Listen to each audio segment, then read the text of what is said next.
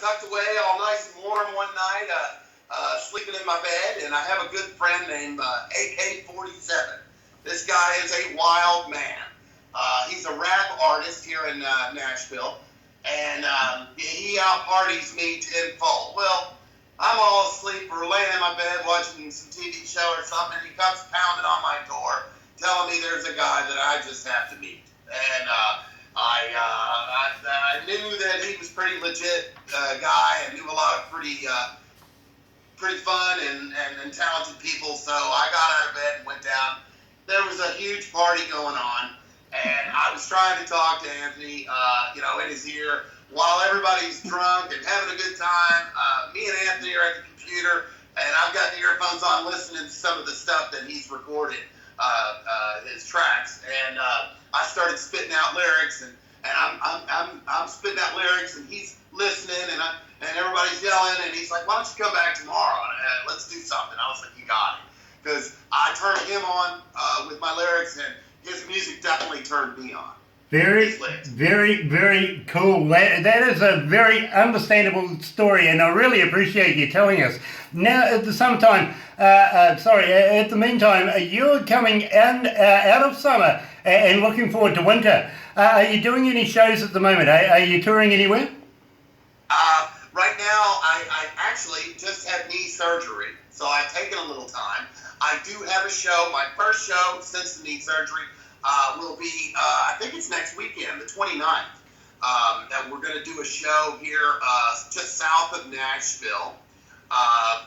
It's kind of a private party show. It's going to be a lot of fun. But the whole band, and actually, you listed off a bunch of guitar players on that album, and there was a whole ton of guitar players. And the funny thing is, everybody had a little input. They're all going to be at this party. They're all going to be there. And even the Gibson Cage Band is going to be there. So this is going to be quite interesting. I'm really excited about it. I'd love to come along and be your roadie just for a day, to be quite honest, because and I'd work for nothing, to be very honest with you, because I'm that much of a fan of your music as well. But I would really love to be able to see you guys at this particular party, especially with all of these guys playing guitar. Now, you also have a little secret under your belt. You have a drummer that has worked with Low Cash before. Yeah, David Parks. I started working with David Parks and Eric Brittingham from Cinderella on a little thing called the Southern Rock Revival. And, we're doing the old 70s Southern rock tunes for like hippie radio and motorcycle clubs. And the great thing about working with those guys is that we started a relationship, and my music melded in most cases with that particular style. It'll go with a lot of different styles, but I was able to do my original stuff with Southern Rock Revival. And David Parks and Stephen Stokes, the guitar player Stephen Stokes, they're on board. They love what I'm doing. They love what Anthony's doing, and they just wanted to be a part of it. Very, very cool, my friend. And you know something, when we get you down here, we're going to have to treat you to some absolute royalty and introduce you to some of the bands that we have here in New Zealand that we're going to be sending overseas very, very shortly. We have one band in mind, and I really have to mention these guys because I think they're that good. A band called Devilskin, coming out of Hamilton in New Zealand in the North Island. We would love to be able to get you guys on stage together with this band, because believe me, I think they would absolutely complement your style. At the same time, we're going to be we're actually having a chat to Sebastian Bach very, very shortly and getting him down here as well. So maybe we could introduce something where we can get you guys, Sebastian and his guys, maybe even Greg Lifesay with Lifesay and a number of other bands, be able to get you guys down here just for one awesome kick-ass show. And how do you feel about working with some of these guys? Man, I'd love to. I grew up with Sebastian Bach. Love the name of the other band. I'm going to look them up as soon as we get done with the interview, because I'm a big fan of all different styles of music as well.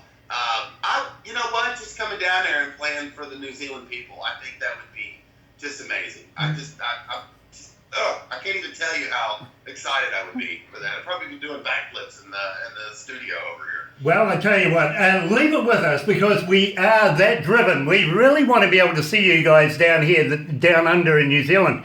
And we would probably do a number of shows here, about 4 shows I think we'd do it here. But at the same time, we are that good to Australians. We would love to be able to take you over there and share you around Australia as well. We have a few contacts over there. So it would be worthwhile to be able to bring you guys down here and put you in front of these crowds. Just going by, and I'm going to give you a quick insight here of our stats. Yes, 5,425 now. It is climbing all the time, if you know what I mean.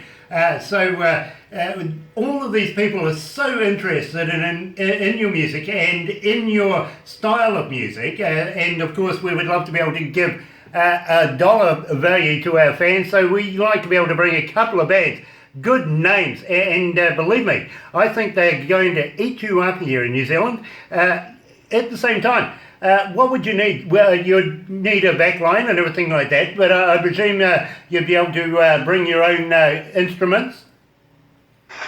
You know what? I guess to fly there, a fly date would probably be better if you guys handled the backline and just we would give you our stage, our stage thing, and you could probably just supply it, just our bodies, over there. I can't, doing the shows would be just like the honor of my life, but learning about the New Zealand culture, to me, I think would be extremely interesting since I know nothing about it. I've never been there. And just learning. I've seen some stuff that just absolutely fascinated me, and the countryside is just absolutely beautiful, and it would be such an honor for me. We would do something where we can take you on to a Maori pa, which is like a village. And we have one just not too far away from us right now. In fact, I can see it out of the window if I look out there. And do an official Paul Footy, which is a Maori welcome for you, and put on some indigenous foods and stuff, which would probably be a hangi, which is cooked in the ground, and believe me, absolutely wonderful food. Also, bully grubs or the... No, that's a side dish. Okay. Is that a prank? Is this a prank? No, it isn't. It really isn't. Oh my God, I can't believe you ate that. No, it isn't. I am totally serious. I'm totally serious. We will put on some hoo-hoo grubs, but it is not compulsory. Yeah, it's not compulsory for you to eat them, but it is a lot of fun. Once you get past the first one there, you actually start drinking more, and then you go back for another one. Well, yeah, I think so. But yes, we would love to be able to do a traditional welcome for you guys here in New Zealand and here in Kawerau. Now, we're in the middle of about 3 cities. We have Whakatane, again a Maori name. Whakatane not so far away from us. Then we have a touristy city called Rotorua, which is only a few kilometres away as well. Then we have a shipping port city called Tauranga. And then as you go up further, you got the biggest city of them all, of course, you got Auckland down up there.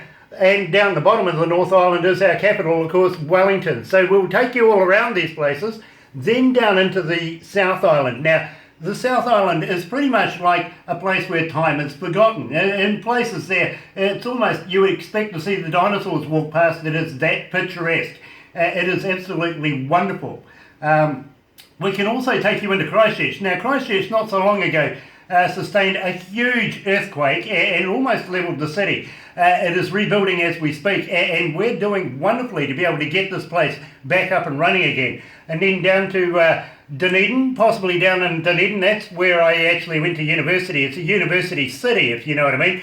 And I know those guys down there are just going to absolutely love you because we get a lot of traffic from down there asking for Gibson Cage music. So it's only appropriate that we take you there. Well, I like to give it all away on stage. And if you like high energy and just craziness, that would be a Cajun Fox show. Brilliant. We're in. Believe me, I think we're going to absolutely see eye to eye on this. And I've got to admit, I am your biggest fan. It takes a lot for me to want to actually continuously play music over and over and over again. I actually took your music home and have it installed on my sound system at home, even on my ringtone now. Man, so much flattery. Thank you so much. Gosh. But it is quite true. It really, really is. I hear music, so much music every day, but it takes something very, very special for me to want to be able to just go home and listen to it away from work, or even put it on my phone as a ringtone. I just don't do things like that. So believe me, Honky Tonk Bounce for me is my ringtone. I've got to admit, it's quite true. Now, I want, and a good segue into it, I want to talk to you about Honky Tonk Bounce. Now, tell me all about it. Tell me all about it. How did you come to the lyrics? Well, that was the first song for the Cajun Fox. And it was in that same kind of thing where the industry rags out here are telling everybody what is not cool anymore, what's not happening anymore. But they never say what is happening. They just like to say what's not happening, right? And they want you to come across and do something that nobody's done. And these songwriters for ASCAP and BMI, I watch them. They'll research names, song titles, and they'll push towards areas. That doesn't have that name's not on there. Or that, and I knew Honky Tonk. Club, an old stepping club or line dancing club. So I just switched it around, Honky Honk, and because I'm trying to switch it around. I want to get up on stage. I want to throw those LA rock riffs from Anthony, and I want to put my voice on it. Which no matter what I sing, I'm going to come out a little country, a little hillbilly, if you will, and I embrace it. And I just like a lot of people write they'll slower songs a lot here in town, and it's the guy with the guitar, and it's a little thin for me. I like just bang in your face and big and energy and over the top and I portray that on stage as well. So it allows me to put more of my personality out there when I'm performing live. I get exactly that. I really, really do. And at the same time, I got to say to you, who did your videos for these particular 3 tracks that we did? Because we can't fault them at all. And Honky Honk Bounce, absolutely brilliant. What was the motorbike you were on? That wasn't a motorbike. That is a farm-all tractor with ape hangers. I put ape hangers on a tractor. I knew it wasn't a motorbike, but everybody was saying, no, but it's got handlebars. And I'm going, yeah, but there's something special about it. You can't get more redneck than ape hangers on a tractor. Oh my goodness, that's like mowing the back lawn and finding a truck, right? I've had guys go, you give them a tractor and they think they're country. Or, and I go, yeah, no, but a tractor with ape hangers is pretty good. That's pretty redneck, man. That is so cool. That really, really is. So, without further ado, let's play Honky Honk Bounce. Honky Honk Bounce. Here is Gibson Cage. This is my favourite song too, Grant. Your favourite song as well? Yeah. Mm-hmm. Tractor. This is the one I found in love. That's like a really famous tractor in America. The farm-all tractor is like really famous here. That's like the Firebird of tractors here, I thought John Deere would have been the beginning and the end. Well, John Deere, you'd think, but the farm-all started the whole thing, I think. If you go down, you'll see the farm-all signs on the barns going down in the country here in Nashville. Okay. Oh, because we are looking at coming over there next year. We've Oh, got a come few. on. I got a guest room. Oh, awesome. Oh, there we go. Awesome, We can stay awesome. there. By the way, Barbara was just saying to me that this particular track is her favourite song too. So You can only bring one wife with you, though. Oh. Well, can I bring my PA as well? Yeah, okay, sure. I can sneak in there. Yeah. Get that one. So what we're going to do now is I'm getting the word from the production manager that we're running over time. So we'll wrap this up for now, but don't go anywhere. I'm just going to ask a couple more things of you because Barbara wants to do a quick video stinger to put on our website. I think you guys call them liners or voiceovers, something like that. We call them stingers. But at the same time, I'm going to ask you, next time you're in the studios or in your studio, would you like to do I us? was just going to test this. So if you'd rather, I could cut you one on a real track and I could boost my, Brilliant, because we would love to add you to our rotation at the same time so that we keep I'll Gibson even Cage. get Anthony on it. Brilliant, awesome, because and I really thank you for that. So what I'll do is I'll wrap this up, but please don't go anywhere for another couple of minutes, and we'll do these video things. One is for us here at Galaxy, and the other one is actually for the magazine, Crank It Up magazine. Crazy? Yeah. Is it just going to be on is it going to be on video or is it going to be on just recording? Video. Video. We'll go to the desk anyway. Hold on a sec. Wow, what an awesome time.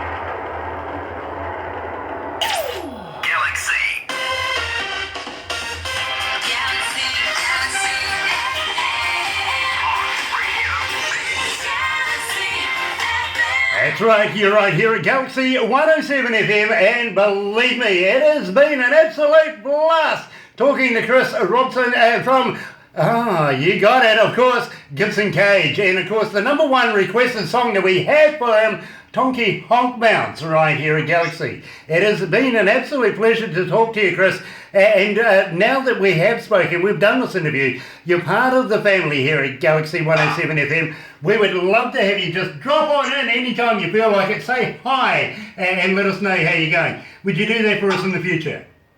I definitely will. It's been an honor and a pleasure, an absolute pleasure, and I thank you for the opportunity. Well, it has been more so an honour for me, my friend, because I am so humbled to meet somebody of your calibre, and I've become very, very quickly a huge fan of your style, of your music, everything that you're doing right now, and I just can't wait to get you down here in a pub. Let's have a beer, let's kick up some trouble. Let's do it. You know, you play it from the heart, and you just love what you do, and if it wasn't for people like you and these shows and the fans out there, I wouldn't be able to do any of this. I'd be doing drywall or something, humming. Well, I got to let you know, I turned out not to be exactly what my father wanted. He wanted me to be a coal miner. Now, he was an explosives expert, a crazy dude that used to blow everything up. He really, really did. And he kind of expected that being the 4th of July every day we're in his job, that I'd want to be a part of it. Well, no, I became a radio announcer, and he's highly upset with me. He had to have a heck of a nickname being a pyrotechnician like that. Huh? A great nickname.